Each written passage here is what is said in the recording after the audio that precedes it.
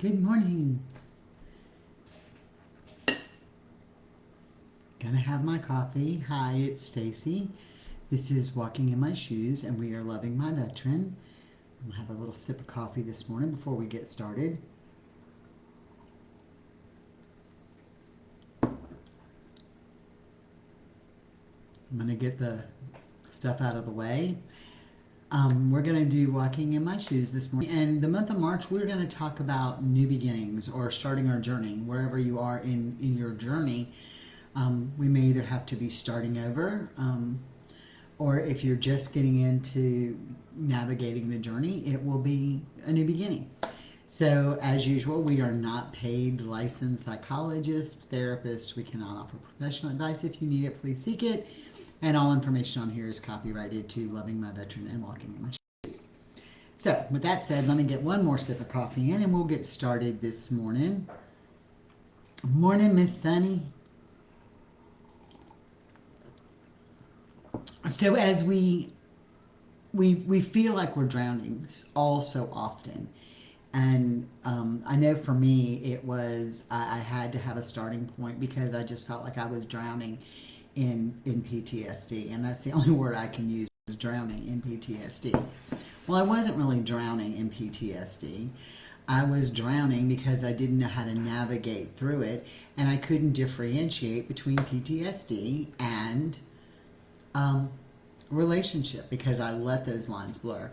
Good morning, Zed. I let those lines blur. And that was tough also often for so many of us. Pam, I love it. Because that's what we do, is that we drown in this and we don't know where our starting point is. And so we give up. We just give up and we're like, I'm either going to be destined to live my life this way or I'm done. And neither one of those have to happen and neither one of those should happen. I mean, we have that right and that ability to get ourselves in a good place. So I called this month, for me, it's called Spring Cleaning.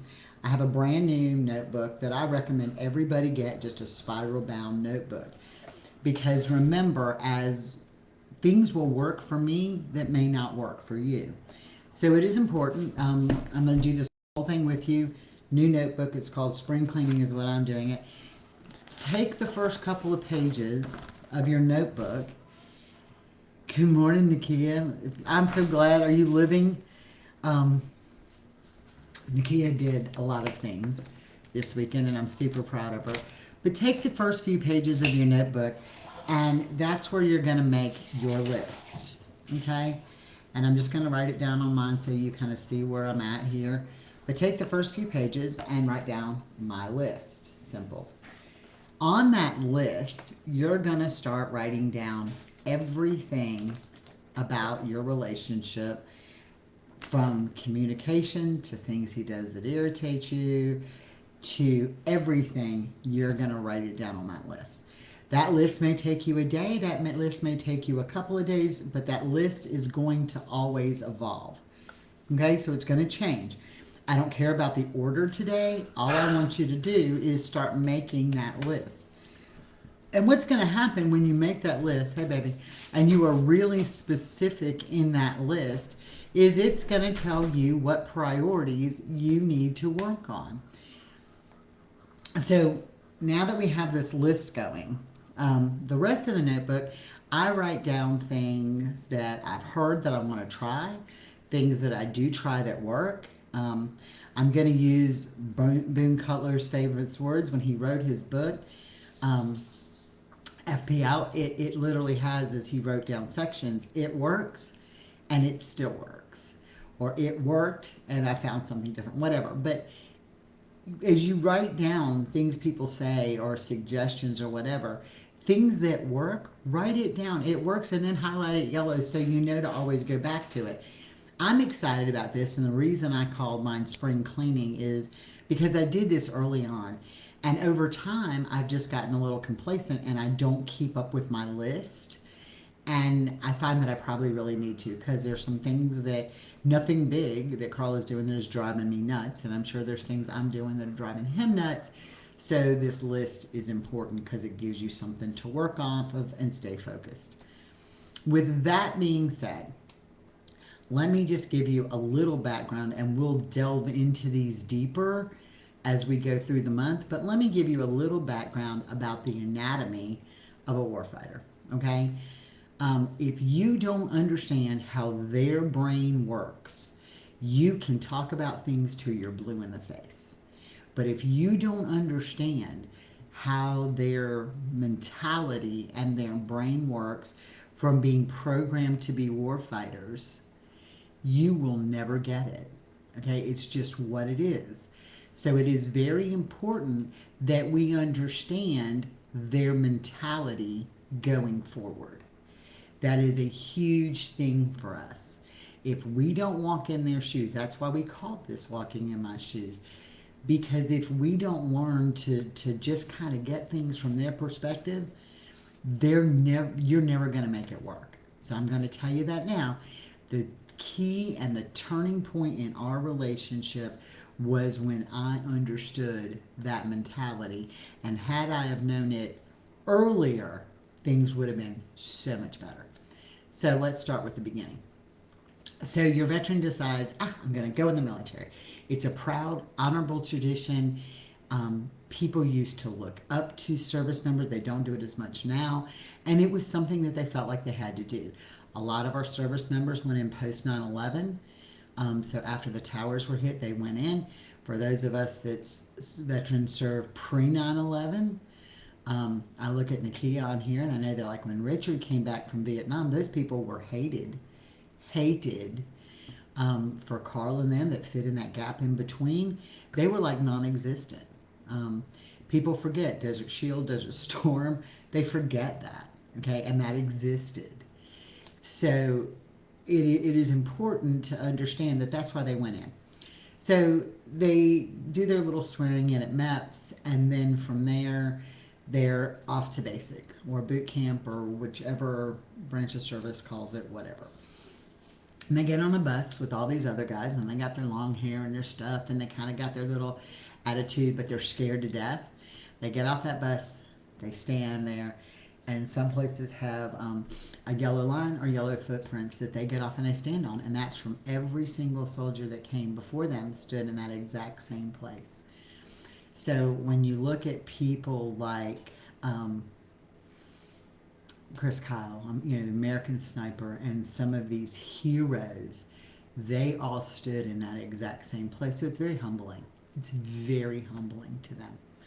So they stand there, they get their thing, hair gets cut, and from day one, they are taught whatever you do has a direct impact on the rest of the unit. And if you make a mistake, somebody is going to die, whether it is you or your teammate.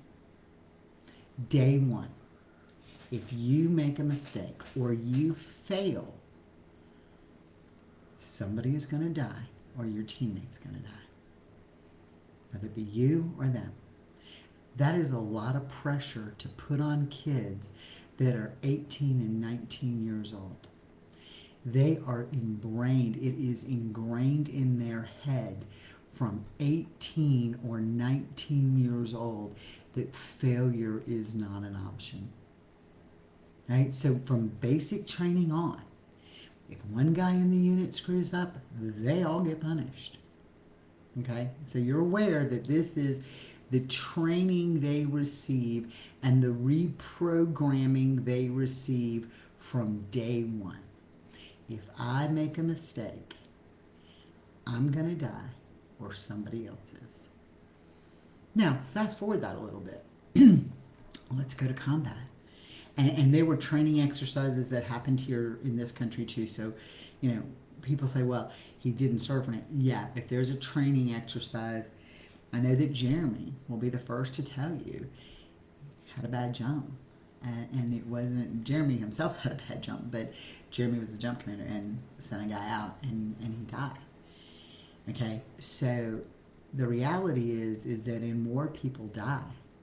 But you have already put all this pressure on these 18, 19-year-old kids that if somebody dies, it's because you made a mistake.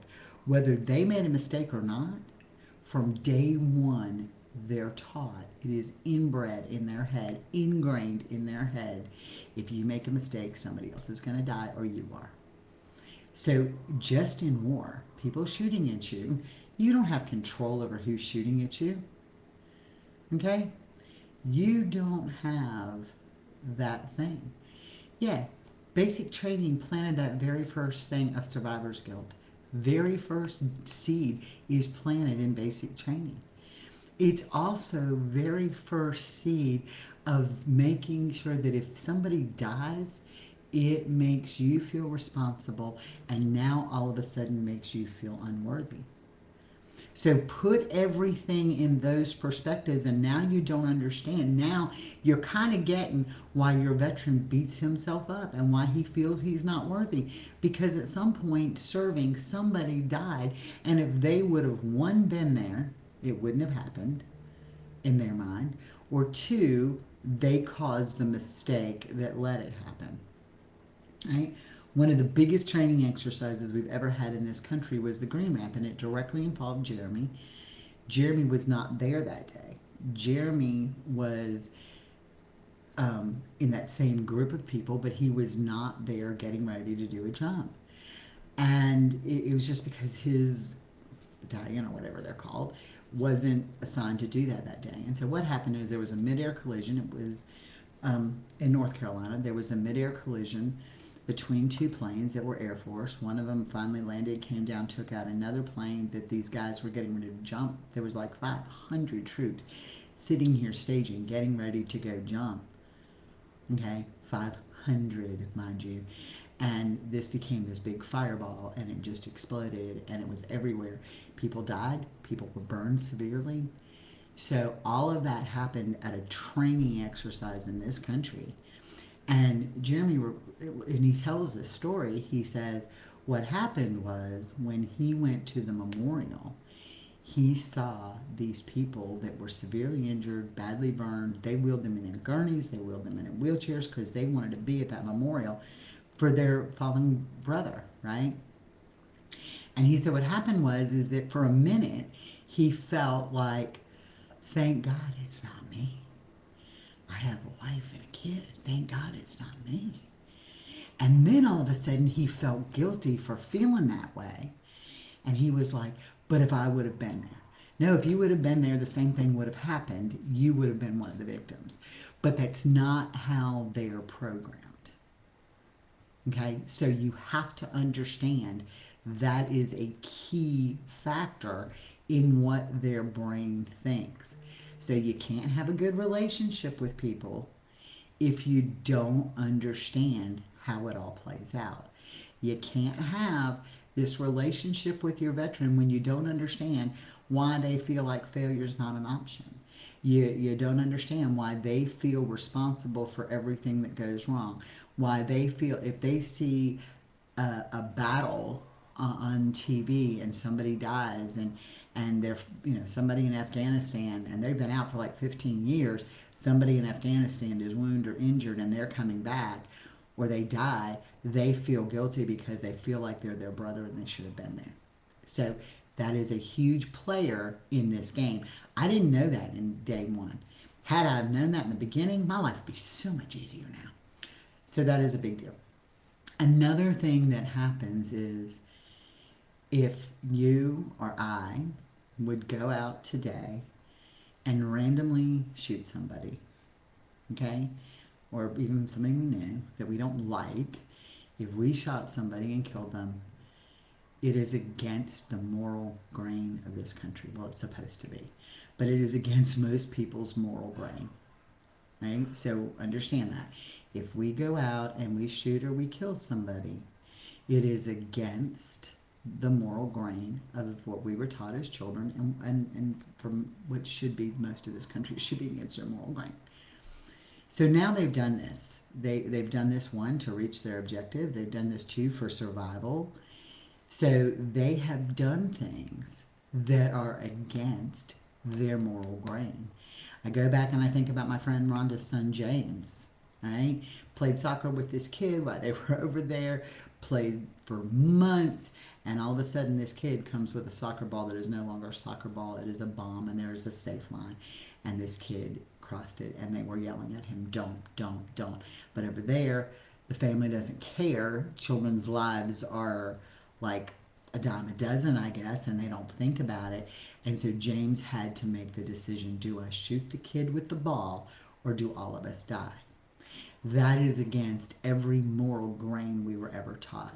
So now we have this failure issue going on, right? Now we have gone against our moral grain. So again, think about where they are. And on top of that, let's say they take out the insurgents or whatever they're taking out. They celebrate that victory, right? They're like, yeah, we reached our objective, yeah. And then, a few hours, a few days, a few weeks later, it sinks in that that victory meant somebody died. And like Carl told me one day, he said, I did it. And you know, I was good at what I did. He said, but then I had to sit back and I realized that was somebody's husband or somebody's father or somebody's brother or somebody's son. All of a sudden, when they have that downtime, their brain thinks about that. So it is against their moral grain. Again, what does that do? Not worthy. I'm not worthy of love. I'm not worthy of this. Because how many times do our veterans feel that way? How many times do our veterans say they don't feel worthy? That is important to understand when you're trying to work through veteran relationships, especially PTSD relationships. Okay, so it is critical you know what you're working with here. That is important. Empathy is another big thing. I hear over and over and over and over and over again, they don't know how to show empathy. They don't. Right? Because if they're on that battlefield and they're thinking about their wife, their kids, somebody's birthday, somebody's funeral, their head is not in the game for that 1 minute. If their head is not in that game for 1 minute and they fail and they die or somebody else dies, what happens? So empathy is programmed out of them.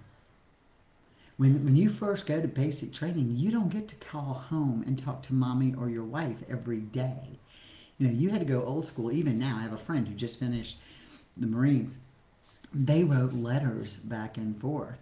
And even then, he didn't get them right away, and he couldn't write them right away. So you don't have that pick up the phone and talk to somebody. You don't get that. Now they do now when they're deployed, they can video conference back and forth on their downtime, and that does happen. But even if you video conference with them, whatever they tell you has to stay out of your head when you get on the field. So there is no empathy. It is trained out of them. And the reason it's trained out of them is because you want them to sit by you. Mine can tell me something that is meant to be funny, but his face doesn't change. Yeah, because they don't have that emotional feel. It's hard to get them coming out of that. So it is important that those are some of the key factors that you have to understand. And the last one of the key factor is mission driven. Okay? Our veterans are mission driven. They have a mission. They've had a mission since basic training. It may have been to run the obstacle course. That was their mission. It may have been to capture the other guy's flag. That was their mission. It may have been to shoot perfectly. That was their mission. It may have been to take their gun apart and put it back together blindfolded. That was their mission. Understand that when they are in country and in theater, they have a mission. They don't know what the final objective is. They have told steps, maybe 1, 2, and 3, like we're going to get up, we're going to leave at 0800, we're going here, this is what we're taking out, and we're done. Okay, so they have 3 steps. 3 steps.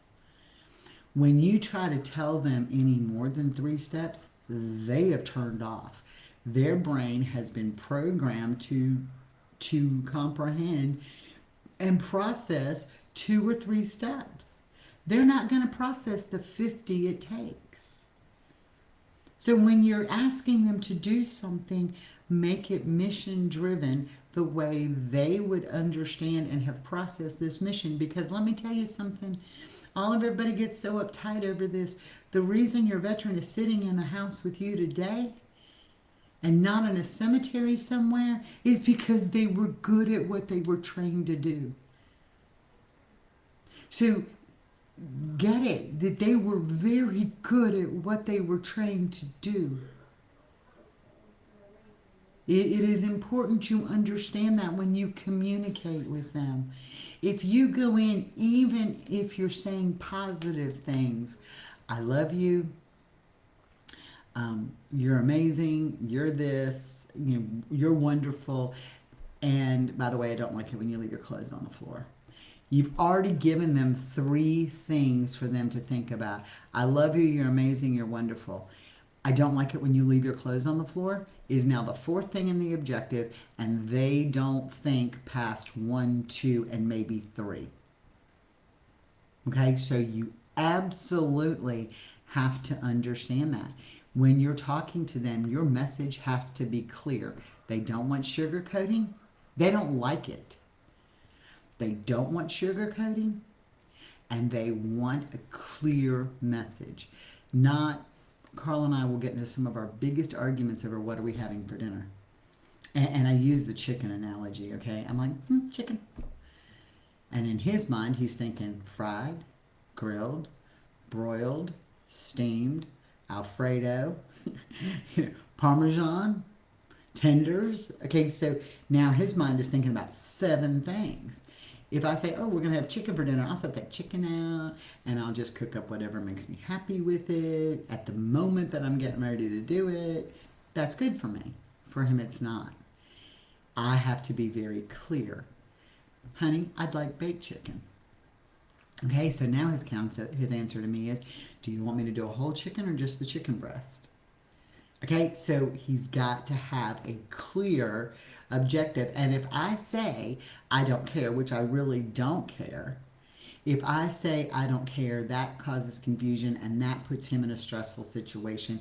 And it is imperative that we learn that, because that's going to be part of our communication, because that's the way their brain works.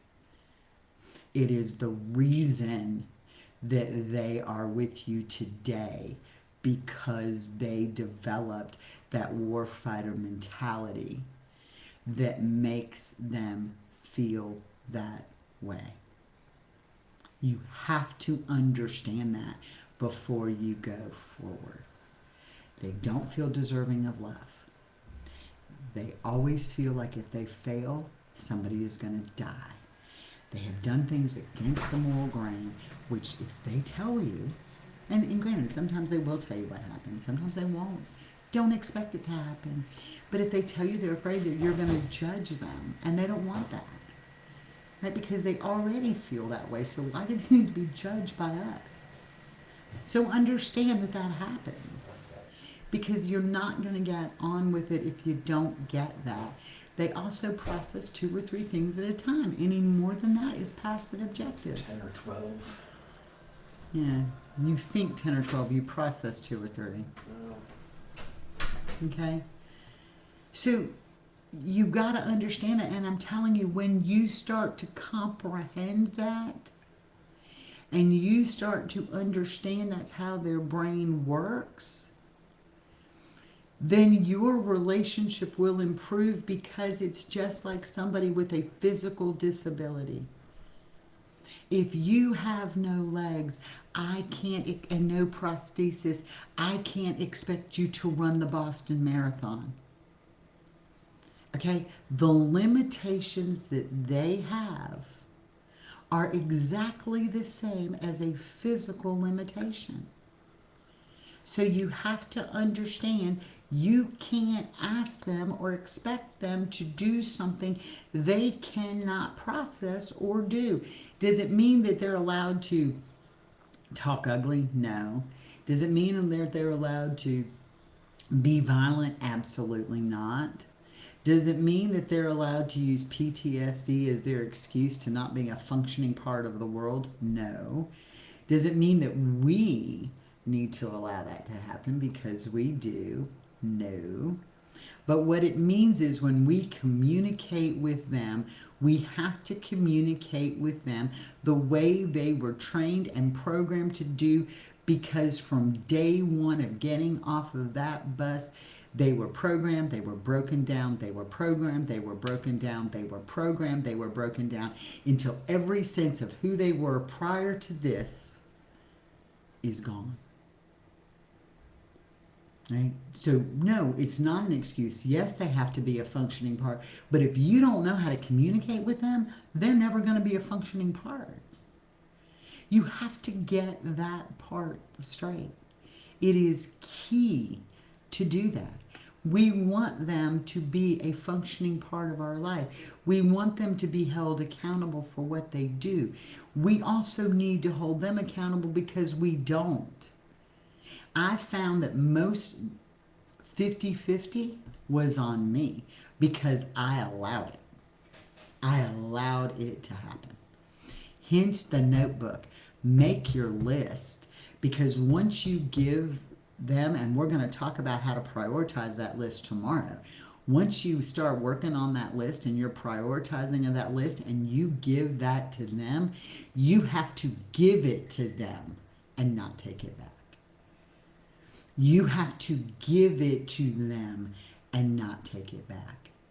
So if you expect them to get up and do something, whether it be yard work or whatever the thing is, okay, or you don't want them to yell, or whatever your thing is, you have to give it to them and not take it back.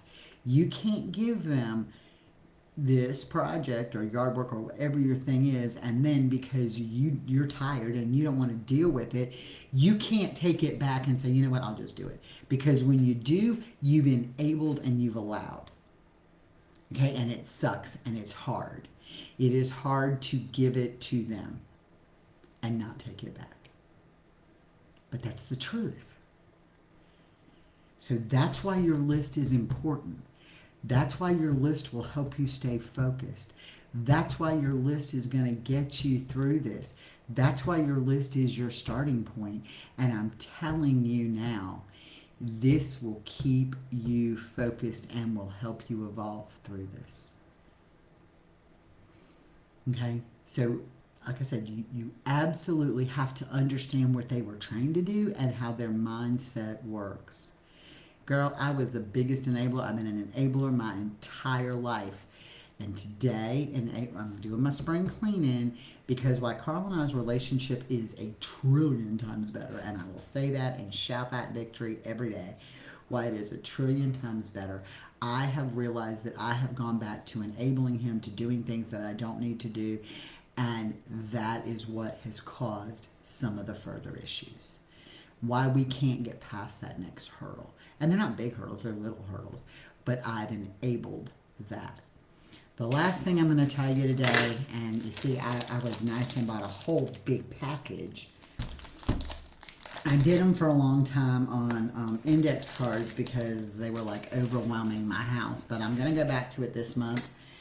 I am a big fan of victory notes, victory cards. And especially if you have children involved in this, if you have children involved in your life, do victories, okay? There are 86,400 seconds in a day. Not all of your day is bad. So when you get the simplest, littlest victory, write it on your little note. Mine are sticky notes now, and they're going on my wall in front of my desk. You don't have to be... I love Nikki. You might have been second, but I know I get first place in enabling. Girl, I'm all about it. Take your victory notes, write them down, and put them up. It is important. It is important. See, I like him. I like Sarah's here because it's so funny. This is like me through and through. He asked, can I help you with something while I'm doing the laundry? Yes. You can do the dishes after the cigarette. And then you ended up doing them. Um, we did it too. Carl's thing after this cigarette, and so I've done away with that. I'm like, hey, what? Can we go do this now? And he's like, after this cigarette, I'm like, bring it with you. So yeah, I truly relate. Victory cards, y'all, please use them. I'm telling you, because there's going to be days that you work so hard on your list and you get so tied up that you don't think you're accomplishing victories. But when you look at your wall and you see there's all these victories you've achieved, it is amazing. It is amazing. It is truly amazing. And whether you want to realize it or not, veterans they notice everything. They may not act like it, because I believe there's two things about a man. First of all, this is a man, not a veteran thing. They have selective hearing. Okay, selective hearing. It is in the male DNA, selective hearing. They have it. And they notice everything whether they want to admit it or not. Okay? And so, like, I laugh about it. Like, the basket of clothes can be sitting there, right? The basket of clothes can be sitting there, and Carl can trip over it and not notice it until I say, hey, do you mind helping me? And he'll do it. Just have to do it. And no, sitting on the couch 15 feet away playing his game does not count. It is a step towards a victory. But the victory is, while he is playing his game 15 feet from you on the couch, ask him if you can play with him. Now you're interacting together, and that becomes a victory. Just throwing that out there. So that's where we are in our spring cleaning. I should have renamed this spring cleaning, Michelle, because it was funny. We need to do this. You need to make time for you, as always. You can't give of yourself when your soul is empty. It doesn't work that way. You have to revitalize yourself as well. So even on your victory cards, if you spent 10 minutes doing you, then guess what? You spend 10 minutes doing you, and you write it on your victory card. Today, I got up, did my time with Michelle like we always do, business meeting times, work ourselves through our stuff. We had our conversation, and I decided, I'm going to take a shower and do my makeup and all ahead of time, which I actually put makeup on today. I know it still looks scary, but that's okay. I actually put makeup on today, did my hair the way I wanted it to, and Carl sat there, and it was for me. It was for me. I needed to feel better, and it was for me. So it's all about your victories. And I'm going to put that on my victory card. I got up early enough, got my makeup did, got a shower, still had 20 minutes to have coffee and sit next to him on the couch before I did this. That is a victory. So not only his victory is yours. Any victory you have, victory wall. I want to see pictures of your plastered victory wall. You know, maybe we just ought to need to put a heading in there and say victory wall, and let's just start snapping the pictures of our victory walls. So this is the beginning of this journey. This is how we get control. It is not an overnight fix. Nakia will tell you, I've done this a long time. Well, it seems like forever. And we still have our moments. And y'all, there are days we still go back to square one. Okay, we do. But the difference is I don't stay at square one. I can jump back up to where we are today. And every day is a struggle, and you have to evolve. And I think the reason Michelle and I talked about spring cleaning is because sometimes we get complacent because things are working well, that we don't stick to our guns. And sometimes we just need it. It's like spring cleaning, just, get your junk out the way. But I'm telling you, your notes, your victory cards, your victory wall, they're amazing. Amazing. And it is really important that you celebrate those victories, because you're not going to feel like you're drowning anymore, and they're going to see what they're doing that's positive when they've lived in a world that is so negative. Okay? So it is important that you do these. It is important. If y'all don't listen to anything else I say, because all I'm doing is giving advice, I'm not telling you how to. That notebook and your list and these victory cards will make the biggest difference in your relationship and how to stop drowning. So with that being said, let me just kind of wrap up today. We're going to spend a whole month on this because I think there's so much. I'm actually at some point this month going to talk to you about the physical changes in the brain because I think you need to know that. The difference in TBI versus PTSD and then the combination of the two. You need to know that. You need to know how to deal with these things. It's funny because I'm doing the same series I started in September, but I have grown so much in the last 6 months that the information I'm telling you now is not different than what I said there, but it just makes more sense because I've learned so much. And I learned from y'all in the group, thank you. Carl has not slept in days, and it was your advice on how you dealt with your veteran with nightmares that really helped. I rolled over, I rubbed his back, and he slept for hours. He said it was the best sleep he'd had in a long time. So thank you, because I learned that from you too. I don't have all the answers. We are a family and we learn from each other, and that's what we're here for. So a couple quick things. Please, if you have not already done it, subscribe to the YouTube channel. Please write reviews on those videos because we need them. So we will get this information out here. And what you need to do is you got somebody who's got questions, they need them, just refer them to the Facebook page. They don't even have to be in the group. They can go to the page and watch these videos. They are posted there, but they are also, as soon as I'm done today, I will download it right up to YouTube. So it will be on YouTube as well. So they can do that. We're going to start working on this difference in the whole TBI and the physical TBIs and what all it changes and how, those are things you need to understand. Sleep apnea is a big deal. It will affect up their heart. And we're going to talk about that later in the month. So just kind of guidelines on how to get you started and where to go. Let's Talk Thursday night. I am so super excited. Mama Let's will be there. She's going to talk about the tragedy of having,